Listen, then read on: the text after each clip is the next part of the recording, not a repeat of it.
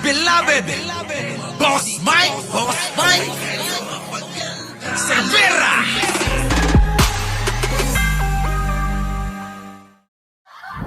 So eto na nga mga kababayan ko ha. Naku, eto isa ho ito sa ngayon ewan ko ba, lumang-luma na issue na ito eh.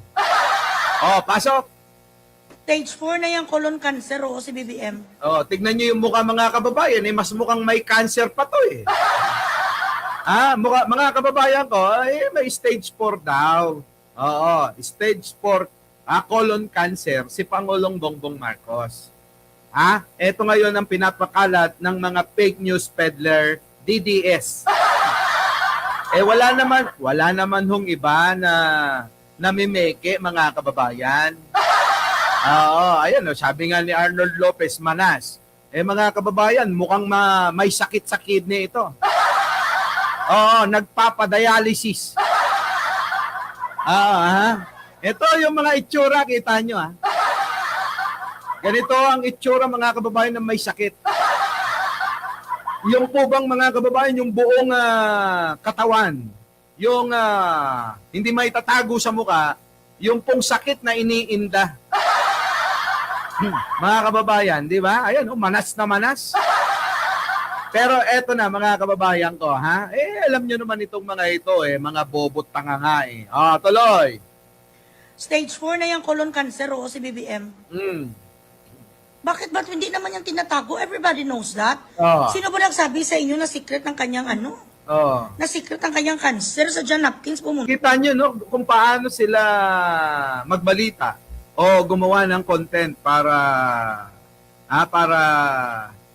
mag-fake news. Confident pa. Diba? Menti short talagang back to you ko sila. Huwag kang mag-alala. Sa mga bagong dating mga kababayan, huwag niyong kalimutan na mag-like, mag-share at mag-subscribe. Ano po? Ito tuloy. Sige, pakinggan natin na pinipilit niya. Back to you ko sila. Alam nyo naman tayo, di ba? Tuloy, tayo may ebidensya.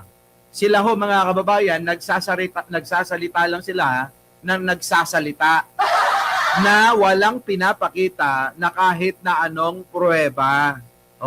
Di ba mga DDS, ganun kayo, di ba? Paniniwalaan nyo kahit laway-laway lang, di ba? Paniniwalaan nyo kahit buka lang ng bibig, di ba? Ganun kayo minulat ni Digunyo. No, yung paniniwalaan nyo kahit na salita lang niya, kahit laway-laway lang, kaya nga nung nagsalita ng build, pinaniwalaan nyo yan.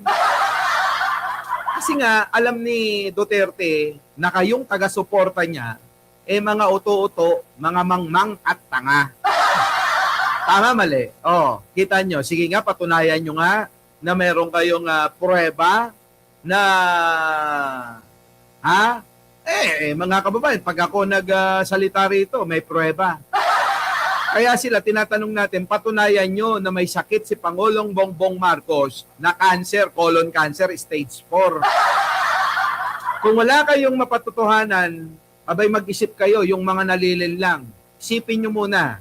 At yung mga panatiko ng mga Duterte na sabik makarinig ng negatibo para kay Pangulong Bongbong Marcos at yun yung kinakasaya nila, iyuntog nyo yung ulo nyo sa simento 3 beses. Dapat todo. Bumuelo kayo. Yung bumuelo kayo, tumakbo kayo. Nakaganon na parang toro. Tapos sasarguin nyo yung pader. Na yung pader na rap, yung tulis-tulis. Ganon ang gawin ninyo para matauhan na kayo. Kasi pakinggan ninyo yung sinasabi ng mga nagpapaliwanag na totoo. Para hindi kayo nalilinlang, para hindi kayo, hindi kayo nalolokot, hindi kayo natatawag na tanga, mangmang, bobo, uto-uto. Yan, tama, ibuelo nyo. Diba? Ganon. Ganon. Yung, di ba may pader na adobe na rap yata yun? Yung ganon, yung mga tusok-tusok. Para medyo medyo hindi pa dumudugo, sa ikalawa yan, sigurado, dudugo na yan. Sa ikatlo, sigurado, basag na bungo nyo. Tapos ipasilip nyo sa amin, titignan namin kung may laman na utak Kasi talagang napakahirap ng unawain at napakahirap na talagang ispilingin kung ano ba talaga. May laman ba yung mga ulo nyo? Katulad nito, mga kababayan ko, tignan nyo, magang-magana yung nguso. Mukhang idol nito si Banat Bay kita nyo yung nguso, mga kababayan ko? Malamang sa ganun ng mga malalaking Di ba, mga kababayan ko? Oo, nakaka-cancer pala yun. Yun yung kagagaganon, Oo, siguro sobrang laki. Kasi nga, nasa ibang bansa Oo, mga kababayan, siguro yung abot hanggang bituka Ay, naro. Di ba, mga kababayan? Oo, eto. Malay mo naman kung walang-wala na yung mga homeless nasan ba to, mga kababayan? Anong bansa ba? Baka may homeless doon yun na lang pinagtsatsagaan niya. Kaya tingnan niyo yung mukha, mga kababayan, mukhang na-virus na. Kaya yung virus kumalat na sa katawan, kaya namamanas, namamagana.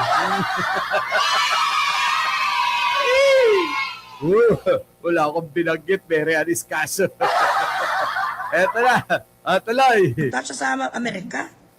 Na kunyari, mag-United Nations, chururot. To saya, nagpakimo to sa kanya pa stem cell. Kita sa John nyo? Hopkins, sabi ng mga nurses doon na Pilipina. Sabi, chismis. Grabe ng mga kababayan ko. Pag ako nagsabi, alam nyo kaya bumabalik sa kanila, yung karma. Ayan, mga kababayan, isang Duterte ang totoong nagka-colon, stage 4 colon cancer. Binabalik nila, mga kababayan. Tayo, mga kababayan, pag sinabi natin isa sa mga Duterte, ang nagkasakit ng stage 4 colon cancer, totoo yun. Dahil may pruweba tayo. Tama, mali, mga kababayan ko. Itong mga ito, puro daldal lang. Salita. Wala namang nagagawa.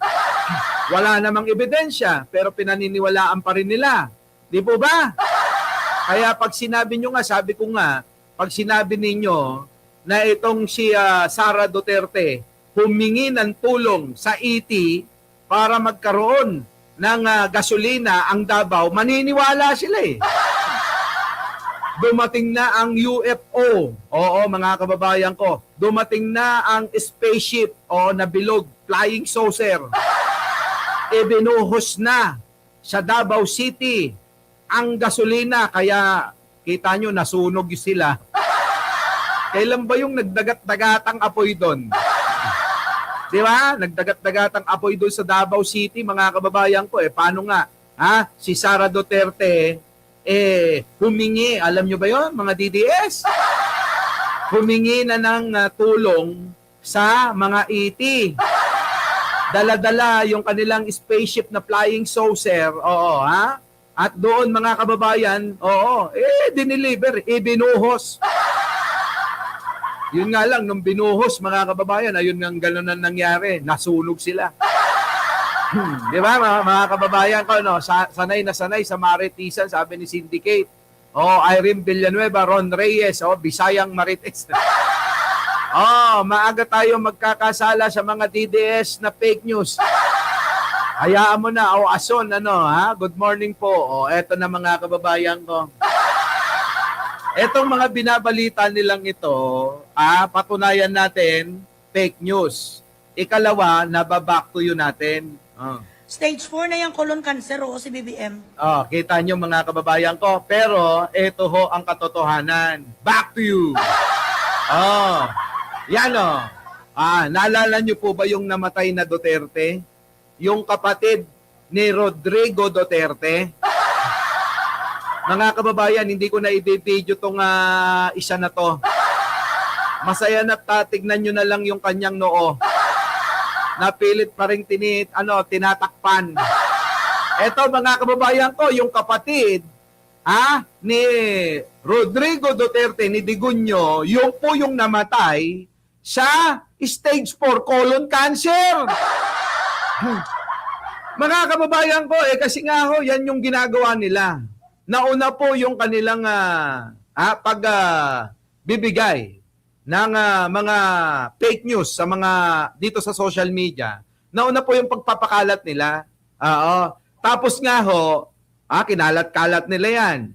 Tapos nga ho, bigla hong nagkasakit itong kapatid ni Duterte.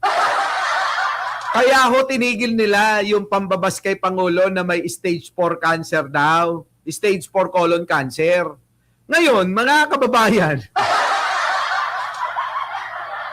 habang ibinubus na nila, ipinapakalat na nila dahil nga daw meron daw catheter yata yun, si Pangulong Bongbong Marcos dito nung nagpa-check up nga po sa may St. Luke's. Ayun, pinakalat na nila na malapit na daw mamatay at meron na daw malalang sakit at stage 4 colon cancer daw yung sakit, kung ano-ano. Ngayon, mga kababayan, eto na.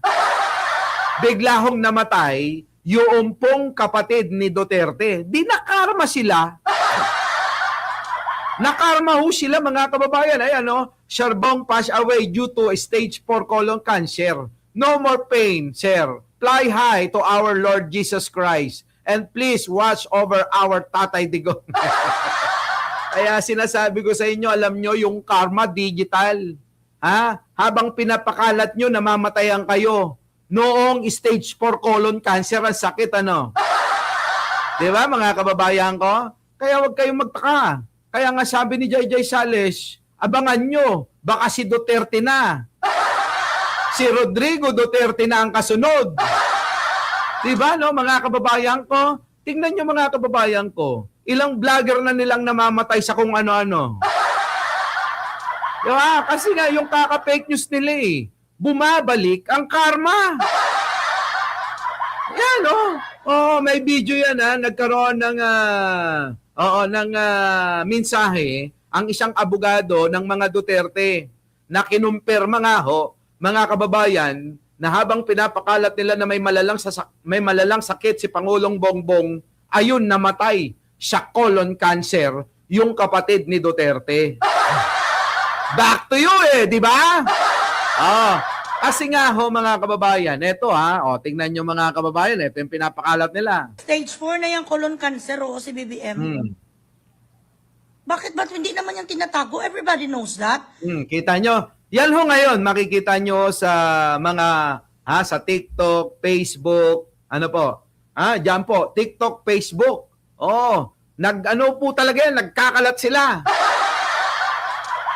Ipinapakalat nila yan, sabay-sabay, tingnan nyo yung mga muka. Ang dami, yung mga ibang mga banateros, mga kababayan, pag tinignan nyo yung mga muka, mga kababayan, ganito rin Sa totoo lang, mga namamanas na fake news nga yan, ito na. Siyempre, doon tayo sa legit, di ba? Doon tayo sa legit maniwala. Pasok! Ito! May colon cancer daw. Alamin kung fact or fake. Kamakailan lang kita nyo mga kababayan eto na na fact or fake na natin fact or fake. Pakinggan nyo mga kababayan. Kung totoo na meron nga stage 4 colon cancer ang Pangulo. BBBM, may colon cancer daw. Alamin kung fact or fake. Kamakailan lang kinumpirma ng Malacanang na na-diagnose ng diverticulitis si Pangulong Ferdinand Marcos Jr. kung saan mayroong inflammation sa small pouches sa colon. Dahil dito, naging usap-usapan online na mayroon umanong colon cancer ang Pangulo. Pero bago maniwala, atin munang alamin kung ito ba ay fact or fake. Alamin mo na kung tama o mali, kung totoo o hindi. Bawalang peke! Walang peke rito, mga DDS. Lapit kayo, mga poki ng ina nyo, lumapit nga kayo. Para matauhan na yung mga gamunggon yung utak ko, dali. Makinig kasi kayo sa mga nagpapaliwanag kung ano yung katotohanan. Hindi yung, di ba? Dami kong mga friends sa FB, ganyan. Ang dami mga kababayan naniniwala, abay pinopost pa nila eh. Sa bagay, mga kababayan, noon pa halatang halatado namang mga bobo sila. Halatadong mga fake news talaga sila. Halatadong mga tatanga-tanga. Oo, mga tanga. Abay, paniwala sila rito. Na meron daw sakit talaga. Di ba? Si Pangulong Bongbong Marcos. Sige, may nag-post comment sila talaga. Alam nyo, sa totoo lang, ayaw ko ng patulan tong mga ganito eh. Kaya lang, nandito si Nico David eh. Oh. Troso, nginunguyan niyang... Kaya ganyan, nako, kaya pala ganun ang uso, ano? Uy, sa mga hindi pa nakapag-subscribe, oo. Ewan ko kung si Nico David dito talaga, na vlogger, ano? Sikat yan eh. Check nyo nga, sikat nakakamping yan, no? Arnold Lopez, check mo nga kung totoo. Tuloy! Ito na. Nandyan na ho ba ang mga DDS? Pwede po bang makiusap? Total naman nandito kayo para matuto kayo. Para etong tutor, ano? Para kayong negative, para kayong nagpapa-tutor. Diba pag nagpa-tutor kayo, may bayad, ano? Kaya mga DDS, ang bayad nyo lang dito, alam nyo, mag-like lang kayo, i-share nyo sa kapwa nyo DDS para naman magbenepisyo sa napapanood nyo ngayon dito para hindi kayo nasasabihan na tanga, bobo, mga mangmang, ay dapat nagre-research kayo. Tama, mali. Sige, eto na. Pakinggan nyo na, ha? Pasok! DWIZ, fact or fake? Nilinaw ng Malacanang na walang katotohanan ang kumakalat na balitang may colon cancer ang Pangulo. Ito'y matapos umingay ang issue tungkol sa kanyang sakit. Nasundan din ito nang mag-post si dating presidential spokesperson Harry Roque ng screenshot ng Pangulo mula sa isang public event at sinabing may suot umano itong colostomy bag. Ayon kay Palace Press Officer Claire Castro, huwag daw paniwalaan ang mga ganitong impormasyon, lalo na kung nagmumula ito sa isang fake news peddler. Yun na nga po ang masama ay kasi mga rumors, mga chismis, walang katotohanan na nakakapanira sa gobyerno, nakakapanira sa Pangulo, na nakakaapekto sa ekonomiya. Kung manggagaling lamang po din kay Harry Roque na isang masasabi na natin isang fake news peddler, nakita naman po nakakahiya yung dating spokesperson ni Duterte. Sinabihan na fake news peddler. Roque, ano na nangyari sa'yo? Walang yaka. Ibinasura yung apela mo, Lagot ka. Mukhang makukulong ka na, Roque. Eto na, tuloy. natin ang video, yung kabuuan kung saan itinaas pa po mismo ng Pangulo ang kanyang mga kamay habang siya'y kumakaway sa ating mga kababayan at kitang-kita po na ang sinasabing larawan o ipinakitang larawan ni Harry Roque ay pawang kasinungalingan lamang. Kita mo, sinungaling ka talaga. Kaya ka naaagnas eh. Alam nyo mga kababayan, mauuna pa yan si Roque kaysa kay Pangulo. Sa totoo lang, hulaan ko na brakatabra na taga-Kakiapo na manghuhula. Roque, mauuna ka pa na mamatay kay Pangulong Bongbong, maniwala ka. Ayan hula ko na yan Hula, alam mo ibig sabihin ng hula? Nahulaan ko. Antayin mo na lang yung pagiging totoo. Kaya Roque, ihanda mo na yung sarili. Kung maniniwala ka sa hula ko, kasi walang paltos ang hula ko. Ngayon pa lang, Roque, magsisi ka na. Lahat ng kasalanan mo, ihingi mo na ng tawad kay Ama. Yung mga biniktima nyo daw, na mga inagawa nyo ng lupa, humingi ka na ng tawad sa kanila. Humingi ka na rin ng tawad sa mga tao na inyong, di ba nagano kayo, may kaso kang human trafficking? Humingi ka na ng tawad sa kanila, Roque, habang maaga pa. Kung kaya mong pumunta na ng Vatican para doon lumuhod mula doon sa pinto, paikot hanggang sa altar, gawin mo na. Kasi etong hula ko, Roque, ha? Ewan ko ba? Oo, ang hula ko na ito. Minsan hindi pa pumapaltos, ha? Di ba? Di ba, Alicia Duran? Kaya, Roque, ha? Oh, magpapasalamat ka sa akin. Oo, gawin mo na lahat yung sinasabi ko, maniwala ka. Ilang kembot na lang yan. Mararamdaman mo na yung sinasabi ko sa iyo, may mga palatandaan. Magbibigay sa iyo ng palatandaan yung malapit mo ng pagpanaw. Oh, di ba mga kababayan? Ano? Belen Reyes, Red Canuts. Miriam, ano sabi rito, palagay ko nga, Boss Mike, mauuna pa.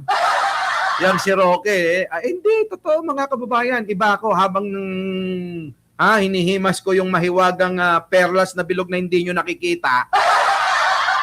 Pero meron ako hinihimas, ayan, mga kababayan ko. Abracadabra, alibangba, kung saan nagtrabaho si Maharlika, at sa Quiapo namang huhula. Roque, lagot ka na! Nagtao pa ko tuloy. Fake news kayo. Huwag na po tayo maniwala at nakikiusap po tayo. Huwag na po natin dalhin sa anumang usapan ang mga fake news peddlers katulad nila. Dagdag pa ni Castro, Kita nyo mga kababayan ko, matindi talaga. Dagdag pa ni Yusek Claire Castro. makikita sa kabuuan ng video ng naturang public event na maayos ang kalagayan ng Pangulo. Patunay na walang basihan ang ipinapakalat na larawan at kwento. Kaya naman ang balitang may colon cancer si PBBM ay fake. Kita Para nyo? sa fact or fake, Di ba? Fake yan, mga DDS. Pahiya kayo, no? Pahiya na naman yung mga DDS, mga kababayan. Tapos sasabihin ng mga DDS, mga kababayan, ay naku, hindi totoo yan. Alam nyo, kahit totoo, ayaw na nilang paniwalaan kasi alipin na sila ng kasinungalingan. Ganun kasi yan eh. Kapag nagpaalipin na at alipin na talaga ng kasinungalingan, wala na tayong magagawa para yung kanilang mga utak ay alugin at mahimasmasan. Paano? Fake news. Diba? Fake news nga ni. So, ayan, tuloy, na-back to you kayo. Kakasira nyo kay Pangulo. Yan, kayo tuloy ang namatayan. Namatay yung kapatid ni Duterte. Yan, ang totoo. Hindi to fake news kahit i-search nyo. Kahit i-research nyo, mga DDS, hindi to fake news. I-debunk nyo ko kung fake news ito. Namatay yung kapatid ni Duterte. Kaka-fake news nyo, kakasira nyo kay Pangulong Bongbong Marcos na siya yung may sakit ng stage 4 colon cancer. Ayun, na back to you kayo. Ang namatay sa stage 4 colon cancer, kapatid ng anito nyo. Tao pa mo ha! Diba? Ngayon, alam nyo na. Our beloved Boss Mike Cervera.